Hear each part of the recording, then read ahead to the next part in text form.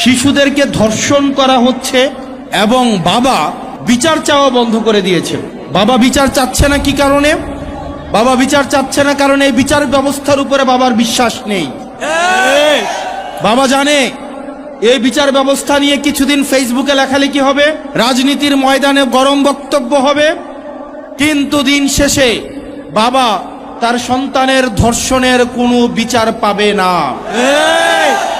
শিশুরা ধর্ষিত হচ্ছে, বর্ডার দিয়ে অস্ত্র ঢুকছে থানাতে, আমার জনগণ বিচার পায় না, মামলা দিতে গেলে মামলা রাখে না, আর স্বরাষ্ট্রমন্ত্রী সংসদে দাঁড়িয়ে উনি বাংলাদেশের মানুষকে প্রতারণার সংবিধান শিখায়। স্বরাষ্ট্রমন্ত্রী চোখ খুলে দেখেন, মানুষ বিচার চাওয়া বন্ধ করে দিয়েছে। আপনাদের কি অধঃপতন হলে মানুষ আর বিচারও চায় না, কারণ সে জানে বিচার চেয়ে লাভ নাই, কারণ সে বিচার পাবে না।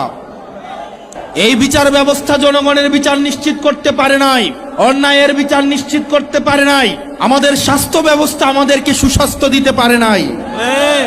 আমাদের দেশের নেতারা যারা স্বাস্থ্যের দায়িত্বে থাকেন, জনপ্রতিনিধিরা, তারা ছুটি পেলে নিয়মিত চেকআপের অংশ হিসেবে সিঙ্গাপুর এবং থাইল্যান্ডে যায়।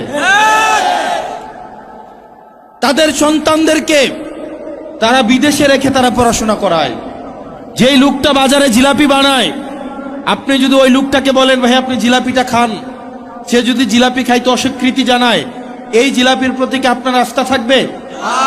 যেই লোকটা এখানে চটপটি বিক্রি করে, ওই লোকটাকে যদি বলেন এই চটপটিটা আপনি খান, উনি যদি বলে যে না এটা আমি খাবো না, আমি অন্য জায়গা থেকে চটপটি কিনে আইনা খাবো, ওই লোকের চটপটি কি আপনি কিনা খাবেন? আমাদের দেশের যারা স্বাস্থ্য মন্ত্রণালয়ের দায়িত্বে, যারা শিক্ষা মন্ত্রণালয়ের দায়িত্বে, যারা দেশের দায়িত্বে, তারাই দেশের সুযোগ সুবিধা ভোগ করে না, বরং তারা বিদেশ থেকে দেশের টাকা পাচার করে সেখানে গিয়ে সুযোগ সুবিধা নেয়। এবং এটা জনগণের সাথে প্রতারণা করা, এটা জনগণের সাথে প্রতারণা করা। প্রিয় মনোহরগঞ্জবাসী, আমরা এটারই পরিবর্তন চেয়েছিলাম।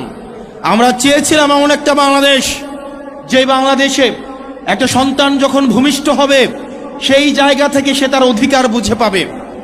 আমাদের দেশের চিকিৎসা ব্যবস্থা, আপনি আমাদের দেশের চিকিৎসা সরকারি হসপিটালগুলোতে যান, আপনি দেখবেন ফিলিস্তিনের রাফা ক্যাম্পের থেকে বাজে অবস্থায় সরকারি চিকিৎসাগুলোর। আপনি প্রতিষ্ঠানগুলোতে যান, শিক্ষা প্রতিষ্ঠানগুলোতে যান, সেখানে দেখবেন সেই স্কুলের প্রধান শিক্ষকের ছেলেকে ওই স্কুলে পড়ায় না, সেই এলাকার ইউনুর ছেলেকে স্কুলে পড়ায় না, ডিসির ছেলেকে ঢাকা রেখে পড়াশোনা করায়।